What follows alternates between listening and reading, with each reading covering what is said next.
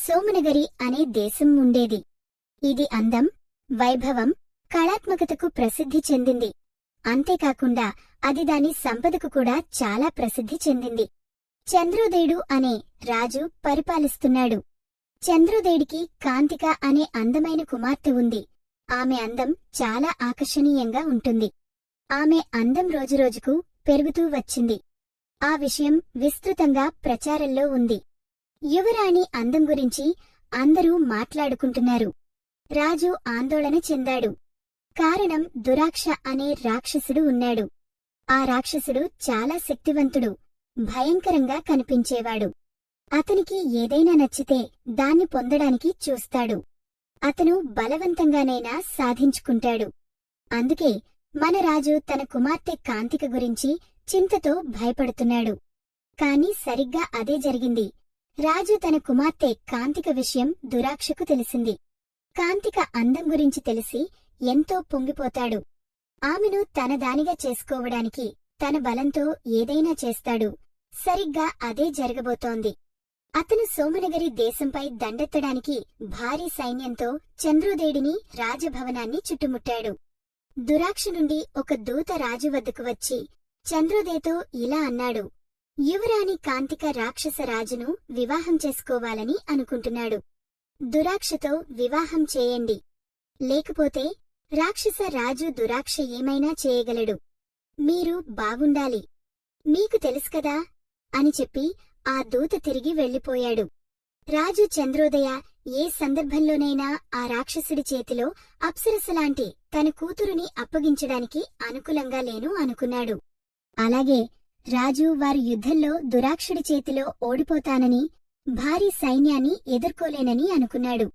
అయినా రాజువారు యుద్ధానికి వెళ్లాలని నిర్ణయించుకున్నారు. యువరాణి కాంతిక చాలా తెలివైనది.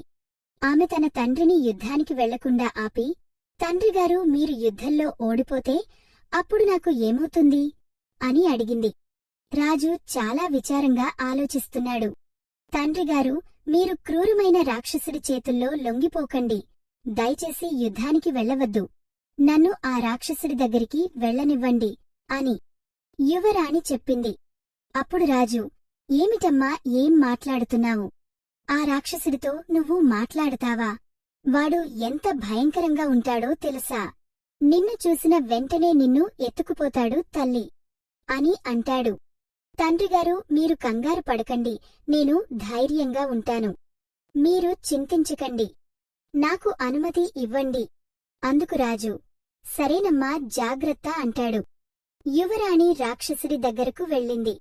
యువరాణి రాక్షసుడి దగ్గరకు వెళ్లి తన సైన్యంతో తిరిగి వెళ్లమని చెప్పి, ఓ రాక్షస రాజా, నమస్కారములు అని చెప్పింది. అందుకు ఆ రాక్షసుడు యువరాణి అందానికి బానిస అయిపోయాడు. యువరాణిగారు, మీరు చాలా అందంగా ఉన్నారు. మీ రాకతో నా హృదయం కదిలిపోయింది.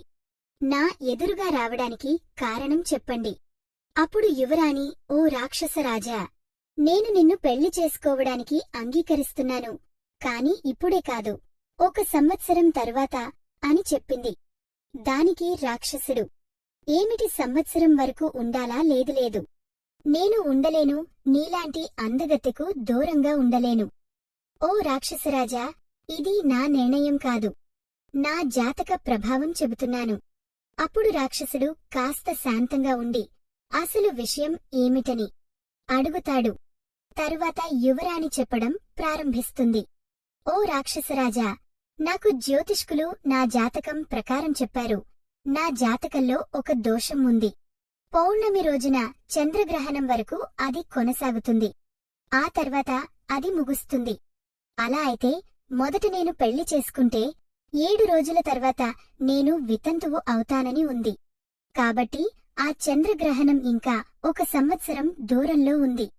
నేను నీలాంటి గొప్ప ధైర్యవంతుడిని, ఒక యోధుడిని వివాహం చేసుకున్న తర్వాత నేను వితంతువును అవుతాను. నేను అలాగే ఉండాలి. అందుకే మనం ఇప్పుడు పెళ్లి చేసుకోకూడదు. పౌర్ణమి చంద్రగ్రహణం గడిచిన తర్వాత మా నాన్న నా స్వయంవరాన్ని నిర్వహిస్తారు. ఆ స్వయంవరంలో షరతు ఉంటుంది. ఆ షరతుకు గెలిచేది మీరు తప్ప, ఈ ప్రపంచంలో మీరు తప్ప మరెవరూ లేరు. అప్పుడు మన కోలాహలం యువరాణి ఆమెను వివాహం చేసుకుంటుంది. ఆ ప్రశంసలు విని రాక్షసుడు ఎంతో సంతోషించాడు. కాని అప్పుడు రాక్షసుడు కాస్త కోపంతో, చూడు రాజకుమారి, నేను స్వయంవరంలో ఏ షరతుకు అంగీకరించలేను. కాబట్టి నేను పౌర్ణమి చంద్రగ్రహణం గడిచిన తర్వాత నేను నిన్ను పెండ్లి చేసుకుంటాను. అంతే, ఇక నేను ఏ షరతును ఒప్పుకోను. పున్నమి చంద్రగ్రహణం తర్వాత నువ్వు నన్ను పెళ్లి చేసుకోవాలి. లేకపోతే నేను ఈ అందమైన సంపన్న రాజ్యాన్ని నాశనం చేస్తాను అని ఆ రాక్షసుడు కోపంతో అన్నాడు. కాంతిక యువరాణి చాలా మర్యాదగా, ఓ రాక్షసరాజా, నువ్వు చాలా గొప్ప యోధుడివి. ప్రపంచంలో నీలాంటివాళ్లు చాలా తక్కువ. నువ్వు చేయలేనిది ఏమీ లేదు. స్వయంవర పరిస్థితిని పూర్తి చేయకుండా నన్ను తీసుకెళ్తే అప్పుడు మీ బలం, పరాక్రమం అవమానించబడతాయి. ఒకవేళ మీరు షరతు నెరవేర్చిన తర్వాత వివాహం చేసుకుంటే ఇది మీ గర్వాన్ని పెంచుతుంది. మీ శత్రువులు కూడా మిమ్మల్ని అభినందిస్తారు అని అంటుంది.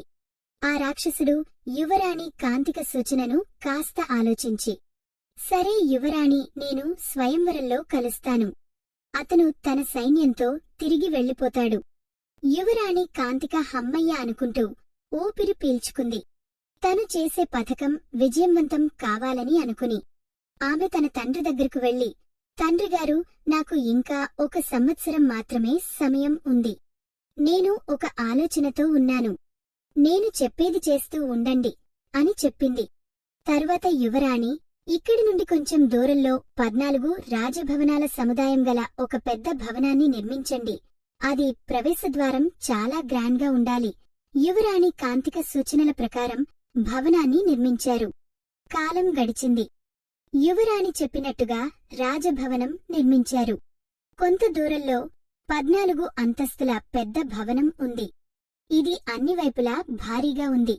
అన్ని అంతస్తులు ప్రత్యేకంగా ఉంటూ ప్రతి అంతస్తు పైకప్పు మధ్యలో కొంత భాగం మైనపు మరియు పెళుసైన కలపతో తయారు చేయబడింది. ఇది ఎక్కువ బరువును భరించలేక పైకప్పు ఉందో లేదో స్పష్టంగా ఉంది అన్నట్లు. మైనపు, కలప మధ్యలో కొంత భాగం అది అలాగే ఉంది. సంవత్సరం తరువాత ఒకరోజు రాజు చంద్రోదయ యువరాణి వివాహం కోసం స్వయంవరాన్ని ఏర్పాటు చేశాడు. దురాక్షుడిని మాత్రమే ఆహ్వానించారు. ఇతర రాజుల స్థానంలో రాజు తన సొంత ప్రజలనే మారువేషంలో కూర్చోబెట్టారు. యువరాణి ఇప్పటికే వాళ్లు ఏం చేయాలో వివరించింది. స్వయంవరంలో అందరూ వచ్చారు. ఆ రాక్షసుడు దురాక్షుడు కూడా వచ్చాడు. తరువాత చంద్రోదయ రాజు స్వయంవర పరిస్థితులను ప్రకటించాడు.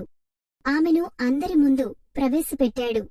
షరతు ఏమిటంటే, ముందు కనిపించే ఎత్తైన భవనంపై అంతస్తులో పెళ్లి దండను ఉంచారు. దండను తీసుకురావడంలో ఎవరు విజయం సాధిస్తారో వారు యువరాణిని వివాహం చేసుకుంటారు. ఇది విన్న రాజులందరూ, నేను స్వయంవరంలో పాల్గొనడానికి వచ్చాను, అందరూ ముందుగా వెళ్ళాలి. ఇది చూసి వారు తమలో తాము పోట్లాడుకోవడం ప్రారంభించారు. ఇంతలో ఆ రాక్షసుడు కోపంగా మరియు గర్వంగా, ఆగండి అని బిగ్గరగా అరిచాడు. ఇక్కడ నేను చాలా బలవంతుణ్ణి, నేను మీకు కనిపించడం లేదా అని అన్నాడు. నేను ఇక్కడ అత్యంత మహాశక్తివంతమైన వ్యక్తిని, నేనే ముందుగా వెళ్ళాలి అని చెబుతూ దురాక్షుడు రాజభవనం వైపు కదలడం ప్రారంభించాడు. ఈ నిర్ణయంతో యువరాణి చాలా సంతోషించింది. ఆమె ఎక్కువగా కోరుకునేది అదే కాబట్టి అదే జరుగుతుంది. పథకం ప్రకారం ముందుగా కొత్తగా నిర్మించిన భవనంలోకి రహస్యంగా రాజభవనంలోకి ప్రవేశించే మెట్లు ఉన్నాయి. రాక్షసుడు పై అంతస్తుకు చేరుకున్నప్పుడు దండను చూసే విధంగా అదే పైకప్పుపై ఉంచారు. రాక్షసుడు దండ దగ్గరకు చేరుకున్నప్పుడు మైనపుపై ఉంచిన భాగం అది బలహీనమైన చెక్కతో ఉంది కాబట్టి రాక్షసుడి భారీ బరువును భరించలేక అకస్మాత్తుగా విరిగిపోయింది. కింది అంతస్తు పైకప్పు మీద రాక్షసుడు పడిపోయాడు. కాని అది కూడా పడిపోయింది. అలా ప్రతి అంతస్తు పైకప్పు కూడా విరిగిపోవడం, మైనపు, బలహీనమైన కలపతో నిర్మాణం కారణంగా అన్ని అంతస్తుల పైకప్పు కూలిపోవడంతో ఆ రాక్షసుడు 14వ అంతస్తు నుండి పడిపోయి తన చివరి శ్వాస విడిచి నరకానికి వెళ్లాడు. యువరాణి కాంతిక జ్ఞానం, ధైర్యం, దూరదృష్టితో మొత్తం క్రూరమైన రాక్షసుడి నుండి రాజ్యాన్ని కాపాడినందుకు తన తండ్రి చంద్రోదేడు ఎంతో సంతోషించాడు. మిత్రులారా, సమస్య వచ్చినప్పుడు భయంతో కాదు, యుక్తితో మనము విజయము సాధించాలి. ఇలాంటి మరిన్ని ఆసక్తికరమైన కథల కోసం మా ఛానల్కు సభ్యత్వాన్ని పొందండి.